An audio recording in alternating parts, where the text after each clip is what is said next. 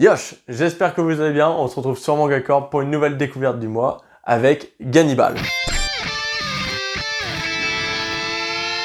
Alors oui, je sais que pour une découverte du mois, je suis un peu en retard, vu que le manga est sorti il y a un petit moment et qu'on est déjà au tome 6. Gannibal est réalisé par Masaaki Minomiya et édité aux éditions Meian. Et c'était une superbe surprise de découvrir ce manga, c'est pour ça que je veux vous le présenter aujourd'hui. Daigo Agawa est un jeune flic qui vient de prendre ses fonctions dans le petit village de Kuge après un incident en lien avec sa fille dans son ancienne ville. Le village montre une image plutôt chaleureuse et accueillante lorsque notre héros arrive. Tout cela va se dégrader très rapidement lorsque les chasseurs du clan Goto vont découvrir leur doyenne morte dans la forêt. Et que Daigo, notre jeune flic, va commencer à foutre son nez un peu partout. Enquêter sur le cadavre de cette vieille femme, pour un flic, c'est normal, vous allez me dire. Mais ça l'est pas pour Keisuke Goto, qui ne voit pas ça de cet œil. Bonjour monsieur. C'est le cadavre là de la vieille femme, c'est une sacrée boucherie quand même. Hein Oh, vous savez, ça c'est l'ours, ça c'est un ours, d'habitude. Sur le bras là, c'est une morsure d'homme. Ah ouais, tu penses qu'on ment? Oh, tu penses qu'on est des menteurs? Ah bah si, c'est une morsure d'homme là quand même. Ouais, c'est bien évidemment un ours qu'il a laissé totalement entière. Juste avec une morsure sur le bras. C'est clair que le côté chaleureux que donnait le village vient de changer en menace de mort. C'est après cette mésaventure que notre flic va se souvenir d'une histoire un peu étrange, une disparition, celle de son ancien prédécesseur, et il va justement commencer à la prendre au sérieux. Le soir même, c'est sa fille qui fugue. Non, parce qu'on peut parler du village qui est chelou, mais sa fille, elle en tient une couche aussi. Elle fait autant flipper que le reste du village. J'en suis sûr, elle fait partie du complot. La gamine ne parle plus depuis qu'elle a subi ce traumatisme avec son père. En vrai, 3 fois rien. Vraiment. Juste une prise d'otage et un meurtre. Franchement, les jeunes d'aujourd'hui, non mais... Oh là là. Bref, c'est pendant son escapade qu'elle croise le premier cannibale du village. Enfin, on rentre dans le vif du sujet. Le souci, comme je vous l'ai dit, c'est que la fille est complètement désaxée. Elle capte que dalle. En rentrant, elle va offrir à son père un putain de doigt. C'est pas un doigt de Sukuna, on n'est pas dans Jujutsu Kaisen là. Franchement, à quel moment tu captes pas le problème? Bref, elle reste chelou, mais utile pour l'intrigue, donc on l'oublie pas. Et en plus, Yuki, sa femme, elle stresse, elle panique, elle est toujours angoissée. Rien la chagrine. Mais c'est normal FDP avec tout ce qui lui arrive. Elle se fait espionner, il y a des tags sur la maison, elle se fait limite harceler, village de merde. Elle est aussi la première à découvrir des traces qu'avait laissé l'ancien prédécesseur de son mari sur les murs de la maison où ils vivent. Genre sur les murs, il y avait écrit ça, je vous le jure, franchement, ça aurait dû mettre la puce à l'oreille. Fuyez. Cannibale. Lâche un like. Oh mon dieu. Bref, ils vont passer une semaine de merde et ça va pas s'arranger.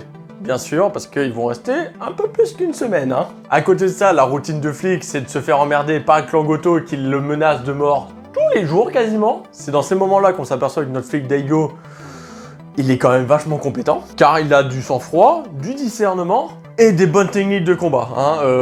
On n'est pas sur un gars qui se laisse faire. Donc ça c'est sympa, on sera pas en train de lire un récit où on est en mode « Oh non, mais le héros s'est encore fait avoir comme un teubé ».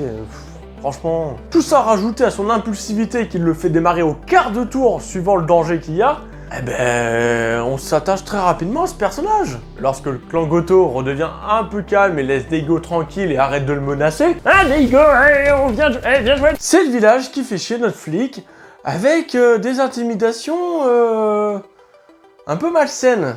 Parce que le clan Goto, on les voit arriver avec leurs flingues et leur air menaçant, mais les villageois, ils sont plus sournois. Donc là, on a 2 tensions qui commencent à monter, et qui foutent le flic un peu mal à l'aise. Et bien sûr, pour couronner le tout, les villageois embobinent Daigo, embobinent les Goto, en disant « Hé Daigo, c'est les Goto les méchants !» On sent que c'est un village qui pue la merde, hein.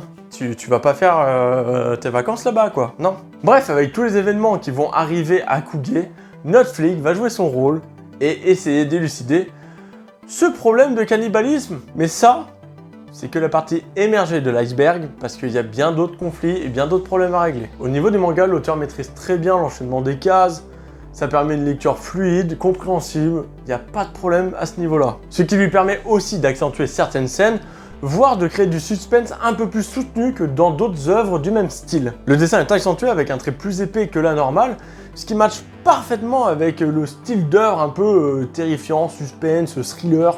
Donc ça, c'est parfait aussi. Le seul point négatif de cette œuvre sont ses jaquettes malheureusement.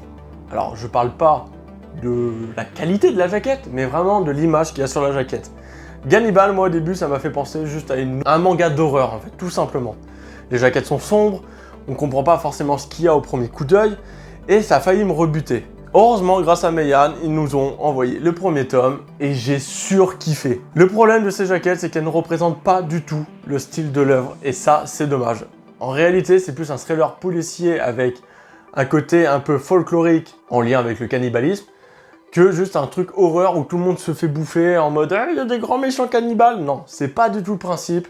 Et c'est dommage qu'il y ait ces jaquettes-là actuellement. Ne vous arrêtez pas à la jaquette. Les personnages sont intéressants, que ce soit les protagonistes ou les antagonistes, surtout les antagonistes, comme les frères Goto, donc Keisuke et Yosuke, que j'adore, ils sont ultra charismatiques. J'adore ces personnages, donc gros point fort au niveau des personnages, c'est ce trio avec Daigo justement. Et après il y en a d'autres hein, qui sont tout aussi cool, mais là ceux-là c'est le trio. Les expressions sur les personnages sont parfaites et très bien retranscrites, ce qui va nous permettre d'être en pleine immersion à chaque fois qu'on lit un tome. C'est ce qui m'arrive, là j'ai le tome 6 à lire prochainement.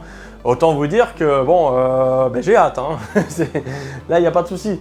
Le tome il est bouffé dans les 20 minutes qui suivent. Bon, voilà. C'est ça qui est intéressant, il y a des bons cliffhangers quasiment à chaque fin de tome, ça gère. Bref, Gannibal c'est une pépite que j'ai failli louper juste parce que je m'étais arrêté sur les jaquettes au début. Alors tous ceux qui kiffent les histoires, thriller, suspense, avec un fond de folklore, eh ben jetez-vous dessus parce que vous n'allez pas être déçus, c'est un super bon seinen. Attention, manga à public averti quand même. Que vous dire de plus? Lisez Gannibal, c'est juste trop bien, voilà.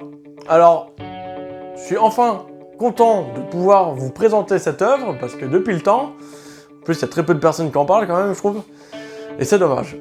Gannibal, c'est un bon seinen, je vous le conseille.